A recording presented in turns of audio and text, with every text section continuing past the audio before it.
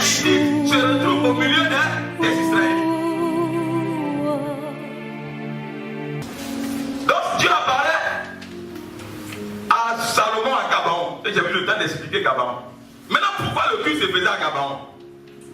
On faisait le culte à Gabaon parce qu'en ce moment-là, on adorait sur les hauts lieux. Les hauts lieux, c'est les endroits un peu surélevés où on partait rendre culte. Mais ce n'était pas la volonté de Dieu, ce n'était pas la volonté parfaite de Dieu qu'on l'adore dans les hauts lieux. De façon parfaite, ce n'est pas ce que Dieu voulait. Mais ils sont partis quand même. Les gens, comme les gens n'étaient pas en phase avec la volonté parfaite de Dieu, ils partaient adorer dans les hauts lieux. Et c'est en adorant dans les hauts lieux là que Dieu se révèle à Salomon.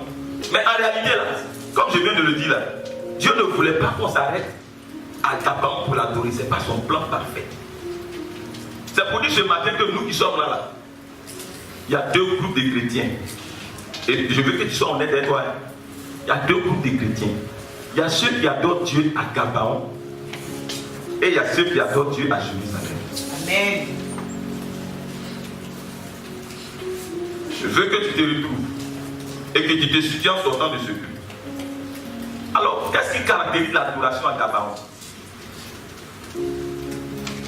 En fait, Dieu s'attendait à ce que les choses soient mises en ordre. Qu'on lui bâtisse un temple digne de son rang. Écoute, je l'ai dit, hein, ton niveau d'adoration doit être proportionnel à la grâce que tu as eue de Dieu.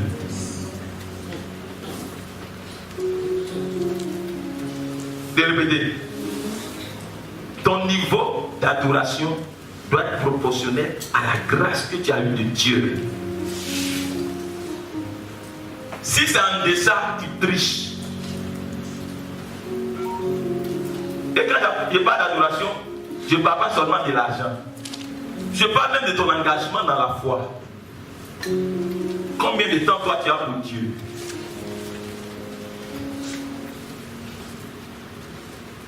Venez adorer Dieu. Seulement que le dimanche disparaît tout au long de la semaine. Sans rien faire pour Dieu. Tu es à Gabaon.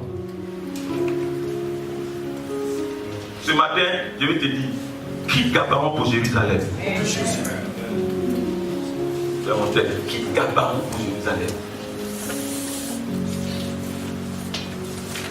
L'adoration à Gabaon, c'est le chrétien qui marche avec Dieu en ayant conservé ses péchés dans le monde. C'est-à-dire qu'en venant dans Jésus, là, il y avait des choses dans ta vie qui n'étaient pas correctes. Tu as l'église, tu es avec ça, tu es à Gabaon. Tu as encore le numéro de téléphone de ton gars qui paye ta maison. En tant que chrétien, tu es à Gabaon. Tu as ta maîtresse. Tu dis que tu es pasteur. Tu es à Gabaon. Tu as des dîmes en arrière. Tu es à Gabaon. Tu fais rien pour Dieu dans la maison de Dieu. Tu es à Gabaon. Tu es père de famille. Tu laisses tes enfants au désordre et tu dis que toi aussi tu es chrétien. Tu es à Gabaon. Tu payes pour avoir le permis. Tu es à Gabaon. Tu triches pour avoir le bac en tant que chrétien. Tu es à Gabaon. Gabaon, c'est la vie du chrétien qui est mélangée aux cieux du monde, comme les Gabaonites étaient au milieu d'Israël. Tu es venu à l'église pour essayer pour voir d'ici 2 ans, 1 an, 6 mois, si Dieu peut faire quelque chose pour toi. Tu es à Gabaon. On ne sait pas Dieu. Essayer Dieu veut dire qu'on le tente. Ça veut dire que c'est vrai qu'il ne soit pas capable de le faire. Elohim, le Dieu d'Israël. Car rien n'est impossible à Dieu. Tu es chrétien, tu mens encore. Tu es à Gabaon. Tu es chrétien, là où tu es là, tu parles encore derrière les gens. Mais tu es à Gabaon. Les Gabaonites sont nombreux dans l'église. Je ne parle pas des Gabaonites dans la dimension de ceux à qui Josué a confié la responsabilité de bâtir le temple, de couper le bois. Ce n'est pas de ça qu'il parle. Je parle du lieu Gabaon en tant que haut lieu. On se comprend, non? Gabaon en tant que haut lieu. C'est-à-dire qu'à Gabaon, là, tu n'es pas dans la volonté parfaite de Dieu. Il y a des choses bizarres qui sont dans ta vie et puis tu fais avec. Toi, tu sais que normalement, ça ne doit pas être comme ça. Mais tu es en train de faire quand même. Mais attends, tu veux que Dieu fasse quoi? À Gabaon, Dieu ne te donnera jamais ce qu'on appelle les oracles des décrets. Parce que quand vous lisez le texte, quand vous lisez ce que Dieu a demandé, la façon dont Dieu a exaucé Salomon à Gabaon, c'est différent de la façon dont il a exaucé à Jérusalem. À Gabaon, il lui a dit quoi? Il lui a dit, demande-moi ce que tu veux. Donc on appelle ça un oracle interrogateur. Mais à Jérusalem, il n'a pas dit ça. Il dit, je te bénirai. C'est-à-dire, il prend un décret. Donc il y a deux groupes de chrétiens. Il y a ceux qui sont encore au stade interrogatoire et puis ceux qui sont au stade de décret. Moi, je dis que Gabaon pour les interrogations où Dieu même ne te fait pas confiance d'abord. Pour arriver à là où Dieu te fait confiance, il prend des décrets sur ta vie. Il dit, toi, je te cautionne. Je t'ai observé, j'ai étudié ton cœur. J'ai analysé ton cœur. Je t'ai mis à l'épreuve. Je t'ai soumis ça et ça. Je t'ai dit digne. Je t'habille des insignes de la noblesse, de la royauté, de la grandeur. Quitte Gabaon pour Jérusalem. Dieu va te faire passer partout. À un moment donné, il va donner des ordres aux anges. Celui-là sur la terre, il a fouillé, il a cherché. Je le trouve digne. Vous êtes capable de descendre. Servez-le. Il est sorti de Gabaon. Il est à Jérusalem. C'est ça que Dieu veut. Amen. C'est ça que Dieu veut. C'est ça que Dieu veut. Regardez, nous là, on est en train de faire ça. Mais vous voulez que je vous donne mon programme? Lundi, je suis parti au travail. Mardi, je suis parti enregistrer. Je commence à 9h, je sors là-bas à 20h. Mercredi, j'ai enseigné pendant 2 heures debout. Jeudi, je suis venu diriger prière debout pendant 1h30, 2 heures. Vendredi, j'ai préparé la conférence hier, toute la journée, en même temps, j'ai travaillé. Samedi, j'ai exposé sur la conférence. La nuit, jusqu'à 3h du matin, j'ai préparé mon message. Je suis encore 10 heures. Je ne suis pas à Gabaon. Tu veux qu'on mette la même récompense?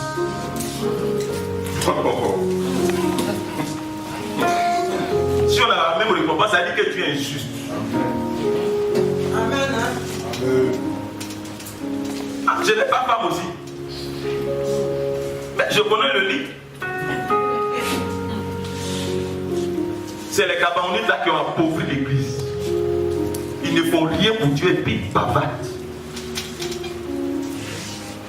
C'est les Gabaonites qui sont là qui savent qu'on devrait faire comme ça, on n'a pas fait. Mais si tu sais comment faire, viens, tu vas faire. Amen. Au lieu de jouer les portes sur la vie, tu vas faire. C'est les Gabaonites. Ils trichent avec Dieu. Quand David dit, petit, fais ça, lui-même il a fait d'abord.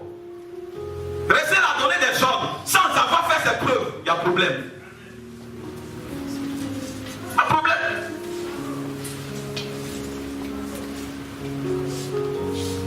Gabaon. Dieu attend que tu mettes de l'ordre dans ta vie avant de passer une nouvelle étape avec toi. À Gabaon, là, tu n'es pas dans la volonté parfaite de Dieu. Tu m'attends pour que les gens prophétient que tu as maîtresse, tu as amant, mais toi tu ne connais pas ta propre vie. Ça, c'est pas mon travail. Tu as porté slip bleu, c'est pas mon travail. Qu'est-ce qu'il y a à faire là-dessus des gens?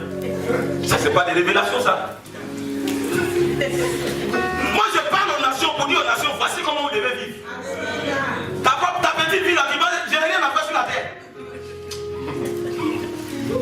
Il presse contre moi. Hein? Moi. Quelqu'un qui s'arrête, il parle sur la radio, dans la télévision, dans le monde entier. C'est ta petite personne qui ne peut pas m'arrêter. Tu fais ça, c'est pas bon. Il faut réfléchir un peu. Entre toi et tous les démons que j'attaque visiblement là, qui est à l'éviter. C'est comme tu dis que David a peur d'un de ses généraux. Bonio.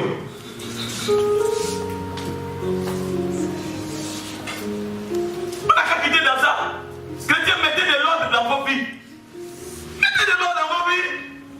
Et puis tout le monde prie Dieu alors que tu es à Gabaon. Tu as un amant qui t'entretient. On parle de mariage, toi aussi tu es là, mais tu es marié.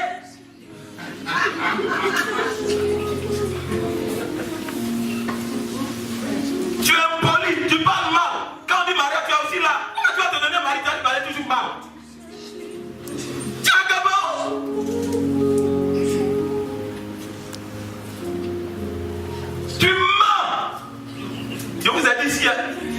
l'impression qu'elle n'est pas sur la terre, c'est une femme qui ment. Ça, vraiment, c'est insupportable pour moi. Femme qui ment. La société est renversée. Elle ment. Elle est en train de vivre ici. Sur Facebook, elle vit à New York.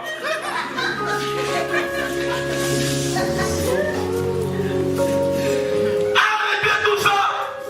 Chrétiens qui posent sur les réseaux sociaux pour se faire désirer des hommes. Mais tu es un Gabon.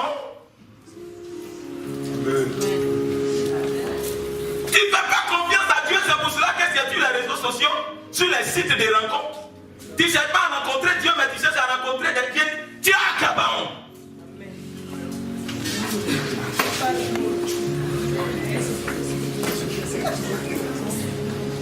Sur les réseaux sociaux, tu as au moins 2 Mercedes. En réalité, même papa, ça ne peut pas passer sa main.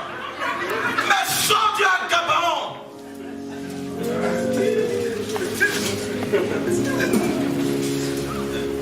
Mais comment on va voir la gloire de Dieu avec les Gabonites? Tu n'es jamais sorti de la Côte d'Ivoire. Abidjan, tu n'as pas encore traversé. Mais tu dis que tu as fait le tour du monde. Oh. Dieu ne compose pas avec des menteurs. Je peux continuer? Dieu t'attend ce que tu repositionnes les choses dans ta vie. Dieu attend que tu quittes là à peu près là. Tu vois non? Ce mélange aux Zassa d'Israélites et des Gabonites là. Il y a des chrétiens aux Zassa. Hein? Leur vie là c'est un Zassa. Il se sanctifie il se sanctifie le samedi nuit. Il est saint jusqu'à une fois on finit le culte à midi là. Il commence. Ça c'est un Gabonite.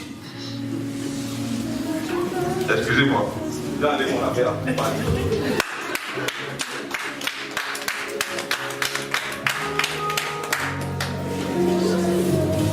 La sanctification, c'est pas seulement le dimanche. Les sanctifications ponctuelles. Je suis saint. Et après, il fait autre chose. Lui aussi, il se plaint de Dieu. C'est ça un jour, Dieu a dit à Ézéchiel, mon petit, viens te montrer la vie des sacrificateurs. Quand il a vu ça, il était consterné. Les pasteurs de Côte d'Ivoire, ils ont des maîtresses. Toi, tu es bizarre et puis tu fais la morale. Vous savez pourquoi les politiciens ne font pas confiance aux hommes de Dieu? Sinon, le chrétien, normalement, on peut lui confier des milliards à gérer. Le chrétien, ça donne l'homme de confiance sur le globe. Mais on est bizarre comme ça, on est dans des choses bizarres. Et puis, il fuit les vrais pasteurs. Mais moi, je ne vais pas changer l'évangile pour te plaire. Je n'ai pas besoin d'une multitude de païens. Dieu m'a pas au moins pour rassembler des païens. Je ne suis pas là pour l'accouplement des pays. C'est pas mon travail. Tu fais, tu viens, tu ne veux pas. C'est pas comment on a fait ça. Je suis là pour annoncer les oracles de Dieu, la vérité de Dieu au peuple, aux nations. Ça ne dépend pas de ta peau. Si tu veux, il ne faut pas faire dîme, je m'en fous. Je ne suis pas un dimivore. Si il y a un vivant, c'est qu'il y a du vivant aussi. Je vous dis la vérité aux gens. Moi, je vois la gloire de Dieu. Moi, je vois la gloire et puis je vais aller au ciel. On manipule maintenant les pasteurs. Quand on a prêché, ils ne sont pas contents, dimanche, ils viennent pas. Il ne faut pas bénir. Nous, on appelle ça délivrance. Toi-même, ta présence est un blocage pour nous. Tu as dit, c'est la vérité, je dis. C'est moi, il y a peur de quelqu'un. Il y a peur de Dieu, c'est bon. Il y a une maman que j'ai allé voir la dernière fois. Elle dit, mon fils, viens, tu vois, je suis parti. Elle te dit des choses graves. Mais si Dieu n'est pas toi, tu es foutu. J'ai dit, mais moi, je n'ai pas fait alors. Moi, j'ai fait l'évangile. Qu'est-ce que j'ai dit de mauvais ici? J'ai dit que tu es Gabonite ou bien Israélite. Je n'ai fait que décrire ton identité. Mais si tu n'es pas Gabonite, ça va pas te faire mal. Amen. Si quelqu'un vient dire l'homme de Dieu, il est fou. Tu as dû faire par là, mais c'est vrai, c'est là que tu vois. Si tu fais par là, c'est que toi tu as un problème. Quelque chose qui est busy, toi tu dis non, regarde, ce qui me dit par contre, c'est il est grand, là tu m'as insulté. Mais on vous dit la vérité, vos visages sont serrés. Et vous voulez qu'on mente. Le Gabonite, il veut qu'on lui mente.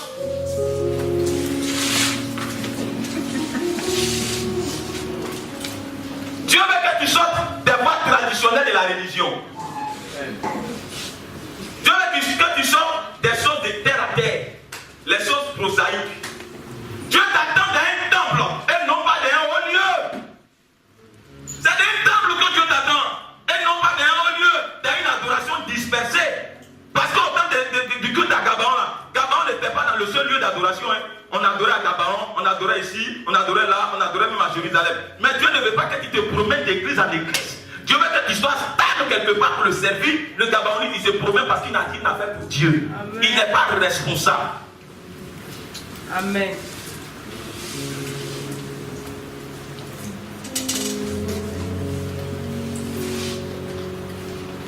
Dieu t'attend dans une relation stable, dans une relation solide.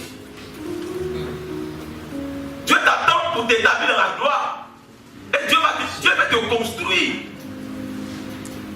Je peux continuer. Dieu soit béni. On va revenir un peu à Jérusalem. Jérusalem, la cité de David, la citadelle imprenable. C'est là que Salomon avait bâti le temple que David avait commencé en son temps. Mais je vais vous lire un peu un passage sur Jérusalem. Dieu donne une révélation à Abraham dans Genèse le chapitre 15, verset 17 à 21 que je vais lire. Je donne ce pays à ta postérité, depuis le fleuve d'Égypte jusqu'au grand fleuve, au fleuve Euphrate. Le pays des Kéniens, des Kénésiens, des Cadmoniens, des Hétiens, des Phérésiens, des Réphaïtes, des Amoréens, des Cananéens, des Girgasiens, des Yébousiens. Et je vais vous donner la révélation de chaque peuple.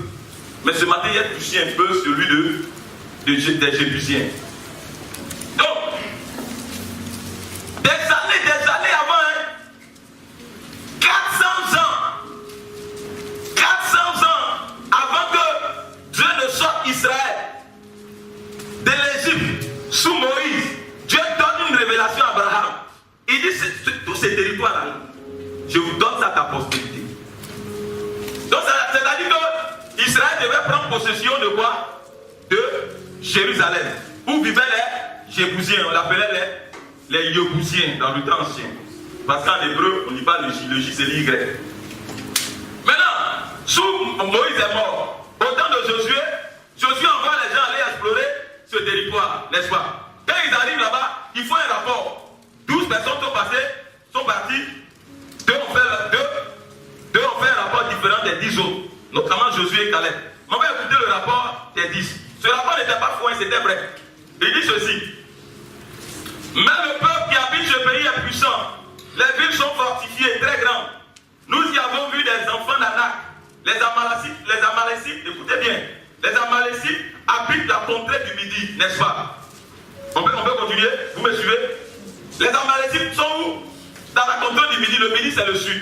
Il continue en disant que les Amoréens habitent la montagne. C'est-à-dire les Yébousiens et les Amoréens habitent la montagne. Donc, sur la montagne, on a les Yébousiens, les Amoréens. Les Cananéens habitent près de la mer et le long du Jourdain. Donc, il y a 3 obstacles qui définissent, 3 obstacles auxquels Israël va devoir être confronté. Le premier obstacle, je ne vais pas rentrer dans les autres, j'ai fait seulement 2 des obstacles. Un jour, on deviendra, c'est des choses où nous sommes là jusqu'à ce que le Seigneur nous rappelle. Amen. Donc, je vais prendre celui des... Quel est le peuple qui est au Midi? Quel était le peuple qui était dans le Midi? Dans la contrée du Midi? André, moi, je ne suis pas. Le peuple qui était dans la contrée du Midi. Nombre 13, je ne vous ai pas donné le passage. Nombre 13, verset 28 à 29.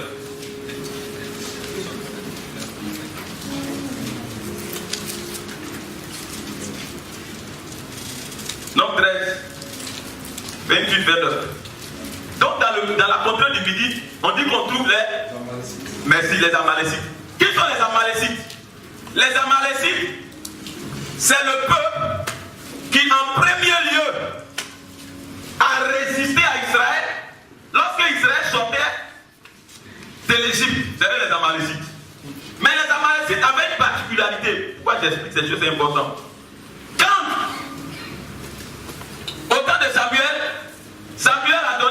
Saül. Il a dit à Saül, oh mon roi, voici ce que Dieu te demande de faire. Va et extermine Amalek. Même les animaux, il faut les tuer. Comment on va tuer, on va exterminer et les hommes et les animaux? En quoi est-ce que les animaux même auraient été coupables de péché? C'est là le mystère d'Amalek. Alors, ce que je vais te dire là, c'est que le culte des Amalécites est pratiqué dans les sociétés secrètes. Qu'est-ce que les Amalécites faisaient? Les Amalécites là, ils pratiquaient ce qu'on appelle la zoophilie. C'est-à-dire qu'ils couchent avec les animaux pour avoir des pouvoirs. Donc les animaux là même sont possédés par les démons. Donc si tu laisses les animaux en vie, que tu les manges, tu souilles le peuple. C'est pour ça que Dieu dit, même les animaux, il faut les exterminer. Donc les Amalécites, ils étaient très avancés dans le mysticisme. Mais ceux-là, Israël les a domptés. Israël les a domptés. Et je te précise que le culte d'Amalek là, il pratiquait dans les sociétés secrètes. Et là, c'est pas homosexualité. Ça là, c'est petit pour eux, ils font la zoophilie. Ils font homosexualité puis ils font zoophilie. Mais ceux-là, Dieu dit, il faut terminer ça. Et Israël a terminé eux. Ça, c'est dans la contrée du midi. La foi chrétienne, là, tu vas confronter différents types de. Mais tu restes à pleurer. Dieu ne nous a pas appelés à pleurer. Il nous a appelés en tant que des conquistadors, des conquérants. Ceux qui parlent là-dedans à pleurer, ils vont rien avoir. On ne pleure pas. Amen, Ivoirien. On ne pleure pas. Même quand ça choque, tu te lèves matin, tu avances, tu pousses. Chrétien, on ne pleure pas. Dieu ne nous a pas appelés à pleurnicher. Il nous a appelés à conquérir. Il ne faudrait pas que ton ennemi sache que tu as mal. Il se réjouit. Il ne doit pas savoir que tu as mal. Il ne doit pas savoir que tu es triste. Il t'a attaqué la nuit, il te voit, il te prend, tu dis oui, ça va très bien. Même si tu as pris le coup, tu dis ça va très bien. Il va se poser la question, est-ce que mon coup est vraiment passé? Et quand tu dis ça va très bien, Dieu enlève ça, alléluia. Mais tu ne peux pas confesser que tu as échoué dans ta vie. On n'échouera pas, on va réussir notre mission. La malédiction, on va les dompter. Dis Amen. Mon petit frère maçon Jésus-Christien. Israël les a domptés. Maintenant, il y a nos peuples. Les Yébousiens, ils sont où? Ils sont sur la montagne. Et l'histoire nous dit. Oh, l'histoire nous rapporte que. Peut-être tu ne sais pas. Les Israélites n'ont pas pu prendre Jérusalem. Ils n'ont pas pu. Oh. Il y a les Yébousiens. C'était des terribles soldats. C'était des stratagèmes. Ils étaient trop stratèges. Ils sont sur la montagne comme ça. Ils sont sur la montagne. Et puis ils guettent la position d'Israël. Quand tu es sur la montagne, tu vois tout. Il y a comme un zoom. Donc il va. Israël n'a pas pu prendre Jérusalem. C'était comme un bunker. Tu ne peux pas. Ils ont tout essayé. Pour finir, ils ont été obligés de composer avec les Yébousiens. Donc il y avait les Yébousiens au milieu d'Israël. De quoi je vais te parler? Qu'est-ce que tu comprends dans ça? Je vais parler de ce que la détermination de l'homme peut faire. De ce que le courage de l'homme peut faire. Vous parlez que les Yébousiens, Dieu ne les aimait pas aussi. Dieu les aimait. Seulement leur peuple était voué à l'extermination. Mais ils ont tenu à préserver. Ils ont dit à Israël, vous voulez nous exterminer. Mais nous aussi on doit vivre. Et votre Dieu sera notre Dieu. On vivra au milieu de vous. Ruth a dit la même chose. Ma belle, mais tu t'en iras pas seul. J'irai avec toi. Là où tu vivras, je vivrai. Là où tu mourras, je mourrai. Elle a enfanté aux bêtes. Tu ne dois pas céder. Dieu n'exclut personne. Dieu aime tout le monde. Il n'y a pas quelqu'un qui exclut. Il se peut que ta famille ait fait l'objet de malédiction, mais toi tu peux faire l'exception. Dis Amen. Dis Amen.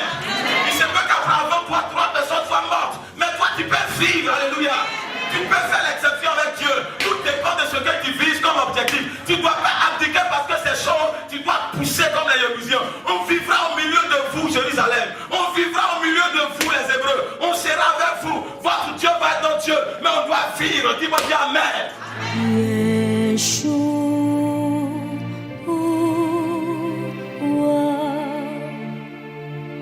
Yeshua,